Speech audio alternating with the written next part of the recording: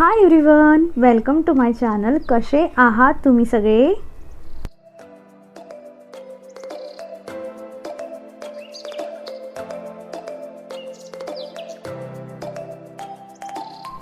तर हा जो तुम्ही पसारा बघताय, तुम्ही याच्या आधीचा व्हिडिओ बघितलेला असेल ज्यात मी IKEAचा टूर तुम्हाला दिलेला आणि त्यातून मी काय काय खरेदी केलेलं, तर ते सगळं मी तुमच्यासोबत शेअर केलेलं आहे. जर तुम्ही तो व्हिडिओ बघितला नसेल तर मी तुम्हाला लिंक डिस्क्रिप्शनमध्ये देईल, तुम्ही नक्की त्याला चेकआउट करू शकतात.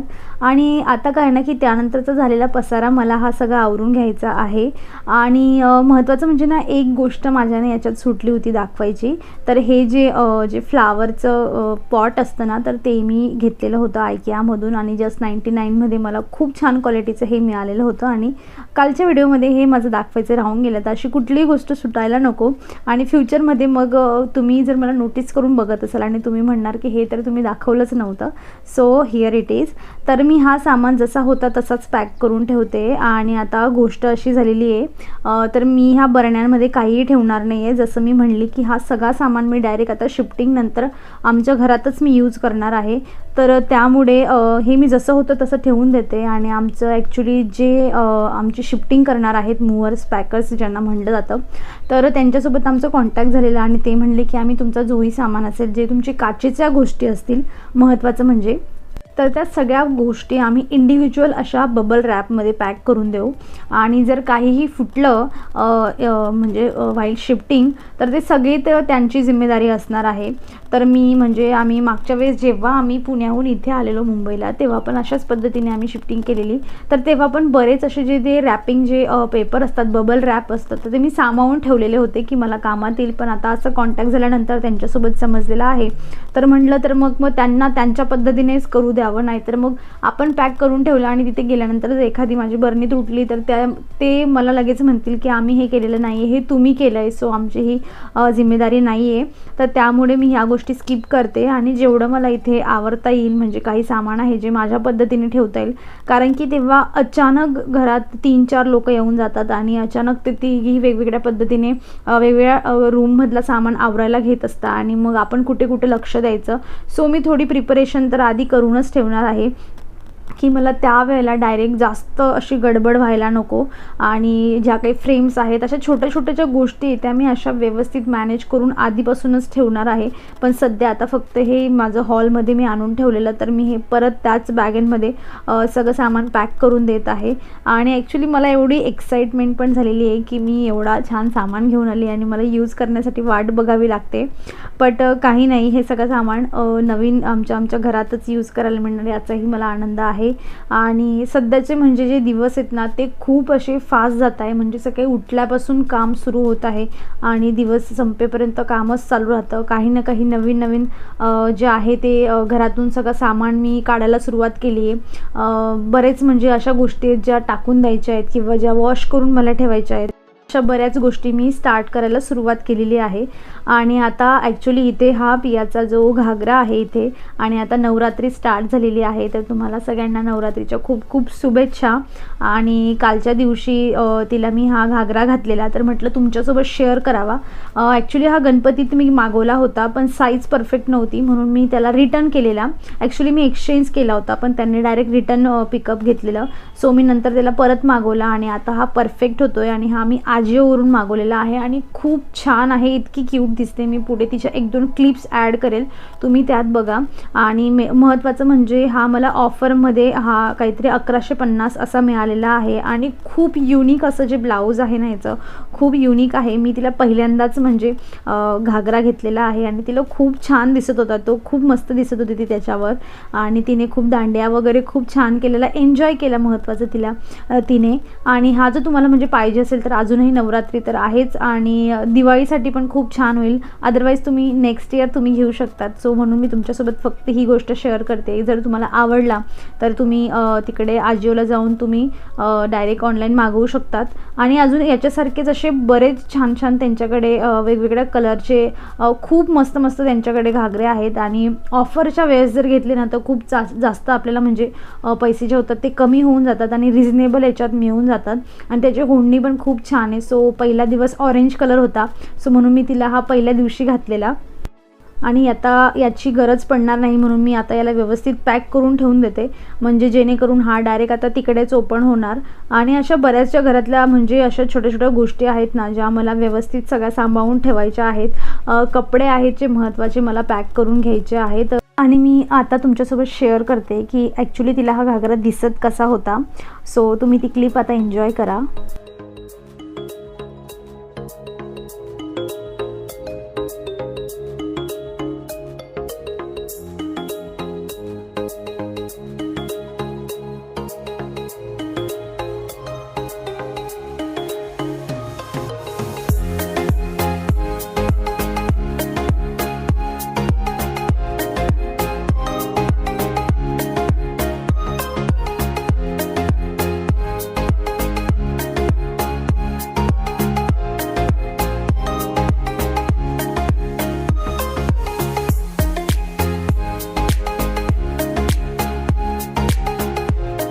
आणि आता ॲक्च्युली मी इथे आहे बनवत आहे खोबरेल तेल बनवते. मागच्या वेळेस मी डिटेल व्हिडिओ तुमच्यासोबत शेअर केलेला आहे आणि आता मी जस्ट क्विक तुम्हाला एक अपडेट देते. आणि ॲक्च्युली काय होतं आहे ना की बरंच असं जे कोकोनट होतं ना तर ते जमा झालेलं होतं आणि एवढं एका आठवड्यात आमचं खाऊन संपणार नाही आणि ते विदाऊट म्हणजे फ्रीजमध्ये न ठेवता ते खराब होईल. सो मी म्हणून विचार केला की थोडा आता वेळ आहे, त्याआधीच त्याला संपवून घ्यावं आणि ते खाऊन होणार नाही म्हणून मी त्याचं ऑइल बनवण्याचं ठरवलं. तर मी सिम्पली इथे जे कोकोनट होतं ते थोडं पाणी मिक्स करून मिक्सीमध्ये पूर्ण बारीक करून घेतलेलं आहे.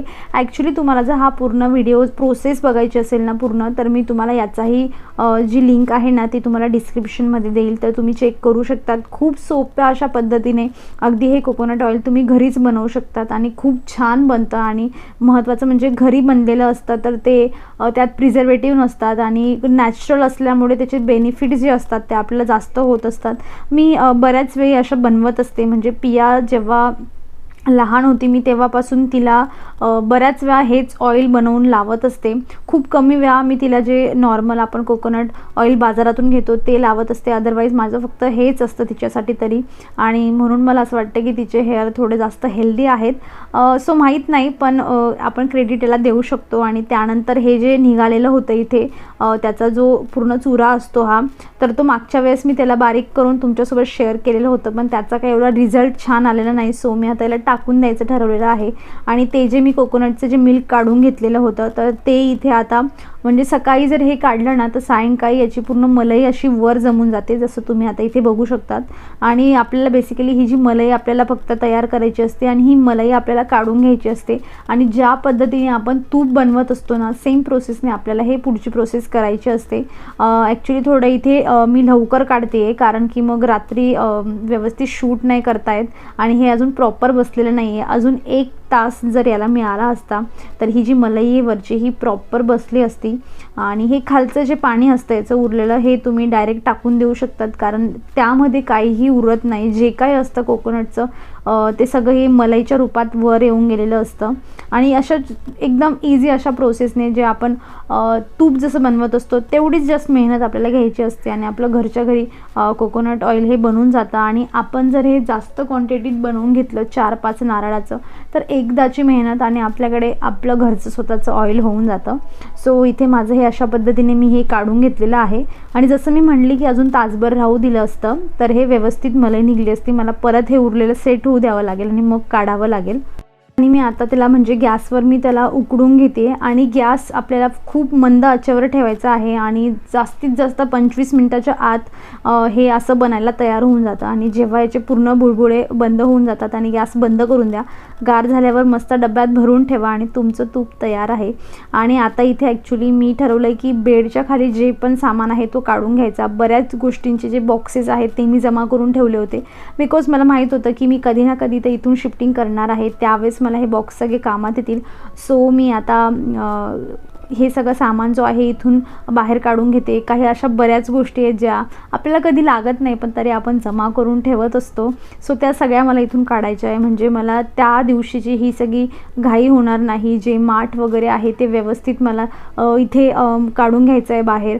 आणि त्याला पण जमलं तर मी पॅक करून ठेवेल. आणि म्हणजे त्या दिवशी काय होईल ना की ते माणसं येऊन डायरेक्ट पटापट सगळं पॅक करायला लागतात आणि मग वेळ उरत नाही.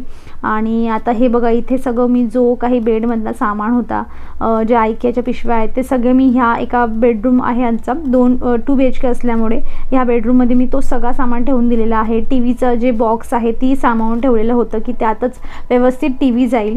ॲक्च्युली काही गोष्टी फुटल्यानंतर त्या आपल्याला तर त्याचे पैसे देतील, पण ज्या आपल्या आठवणी असतात तर त्या सामानासोबतच असतात.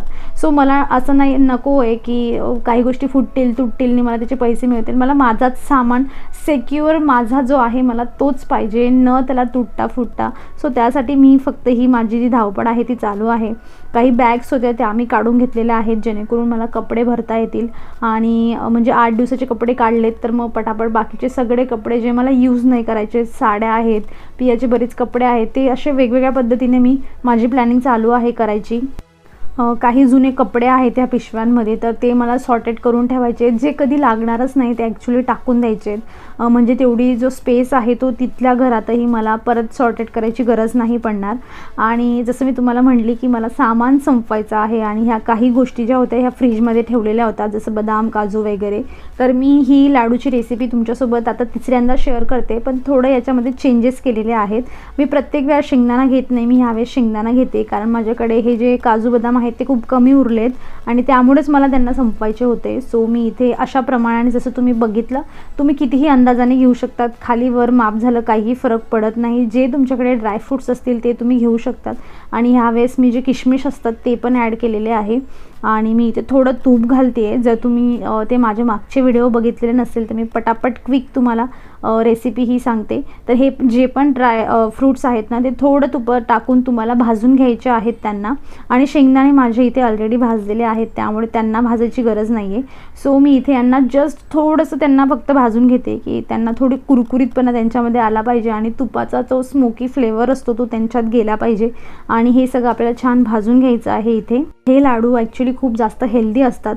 मी संपवण्यासाठीही बनवते आणि महत्त्वाचं म्हणजे की थोडे दिवस जे अचानक काही खायला पाहिजे असेल, कारण तिथे गेल्या आमच्याकडे लगेच गॅस नसणार आहे तर त्याला 1-2 दिवस वेळ लागेल. तर काही ना काही असं घरातच असलं पाहिजे, पियाने काही मागितलं तर माझ्याकडे असलं पाहिजे, म्हणून पण मी ही तयारी करून ठेवते.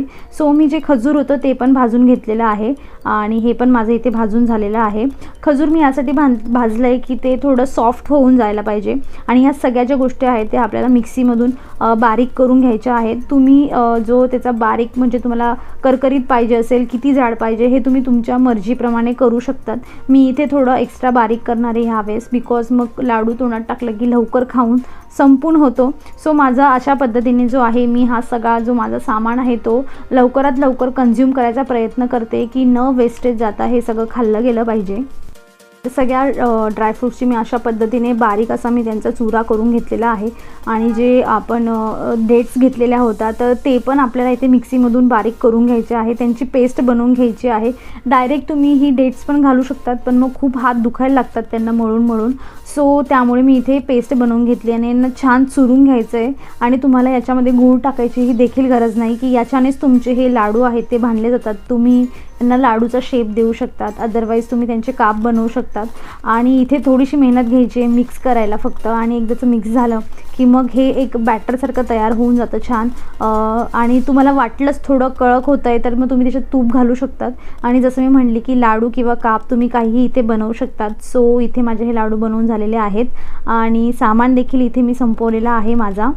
सो फ्रेंड्स, आजच्या व्हिडिओमध्ये एवढाच. मी अपेक्षा करते की तुम्हाला माझा आजचा व्हिडिओ काहीतरी कुठेतरी हेल्पफुल वाटला असेल, आवडला असेल. आणि जर हा आवडला असेल तर नक्की याला लाईक करा, शेअर करा. चॅनलला तुम्ही जर अजून सबस्क्राईब केलं नसेल आणि तुम्हाला माझे व्हिडिओ थोडे जरी आवडत असतील तर प्लीज चॅनलला सबस्क्राईब करा, नोटिफिकेशन बेलला क्लिक करा म्हणजे तुम्हाला माझ्या व्हिडिओचं नोटिफिकेशन येईल. आणि काही तुम्हाला वाटत असेल तर तुम्ही मला कमेंट करू शकतात. तर ठीक आहे फ्रेंड्स, तर आजसाठी एवढंच. आपण भेटूया पुढच्या व्हिडिओमध्ये. तोवर तुम्ही स्वतःची काळजी घ्या. Take care and bye.